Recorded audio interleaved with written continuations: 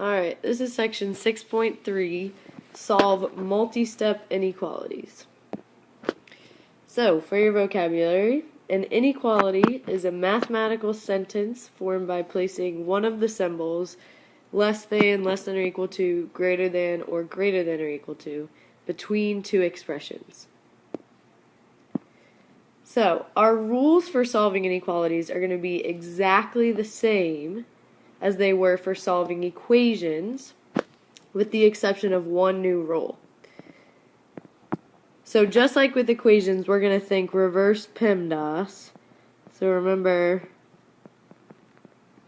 we always want to take care of parentheses and distributing first, but then we need to remember to add or subtract before we multiply or divide. So all of that is still true for inequalities. The only difference is anytime you divide or multiply by a negative number, you must flip the inequality symbol. So if it's greater than and you divide by a negative, it's got to flip to less than.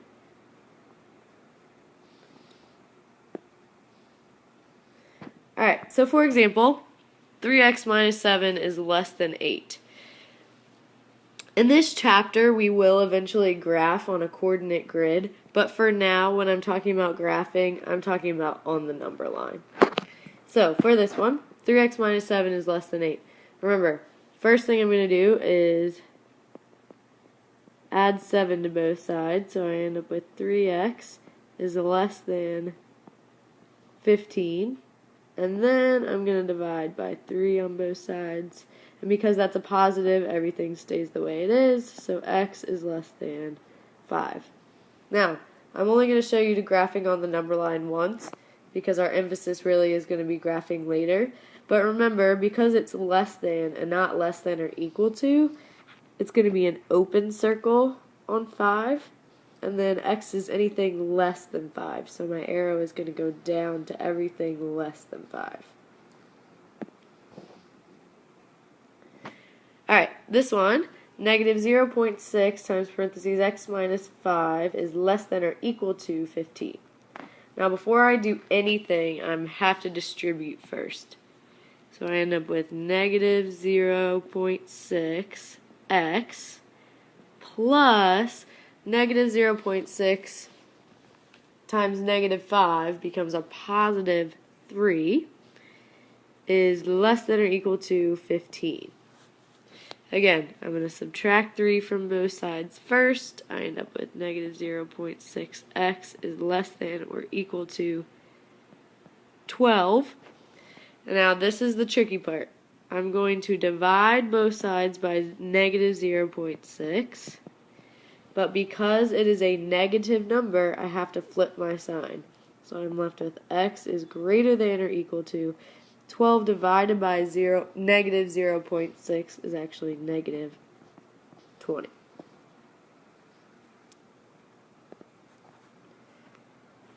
Alright, another example. This time notice we have variables on both sides of the inequality.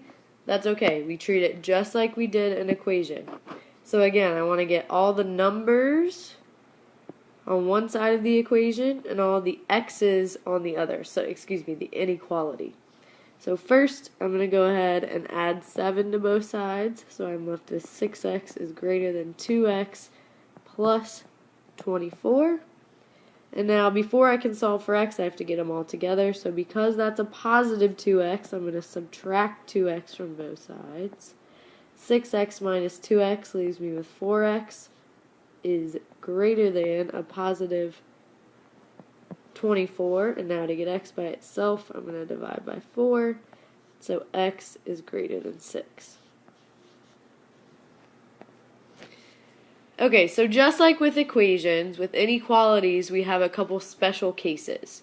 So, if an inequality is equivalent to an inequality that is true, such as negative 3 is less than 0, then the solutions are all real numbers. So true, all real numbers. If an inequality is equivalent to an inequality that is false, such as 4 is less than negative 1, which isn't true, right? 4 would be greater than negative 1. then the inequality has no solution. So just like with equations, if you end up with an inequality where you have no more variables left, you only have numbers, it's a special case. So you have to decide, is it a true statement or is it a false statement? Because if it's true, that means that that inequality has solutions of all real numbers. But if it's false, then we say it has no solution. So for example, 14x plus 5 is less than 7 times 2x minus 3.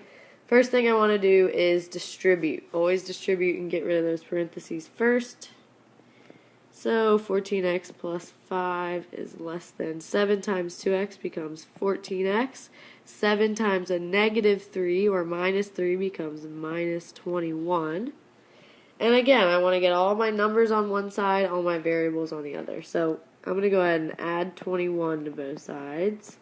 So I end up with 14x plus 26 is less than 14x.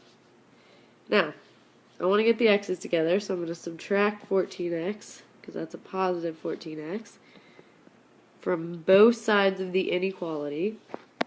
And I'm left with 26 is less than, well, 14x minus 14x is 0. So now that I have a statement that has no more variables in it, I have to ask myself, is that true or is it false? Well, 26 is definitely not less than 0, so that's a false statement. So therefore I'm going to say no solution.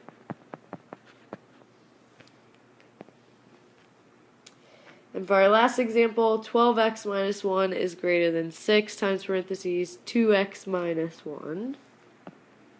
Again, I always want to get rid of those parentheses first, so I have to distribute. So 12x minus 1 is greater than 6 times 2x is 12x. 6 times negative 1 or minus 1 is minus 6. And again, I want to get everything together. So I'm going to go ahead and move this 6 over.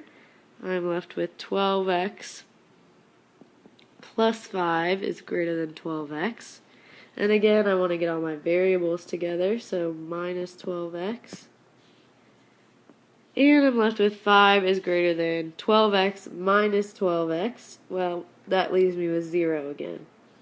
So now, once again, I'm down to a statement that has no more variables. So I have to ask myself, is that true or is it false? Well, 5 is indeed greater than 0, so I know that's true. So for this particular inequality, I would say all real numbers.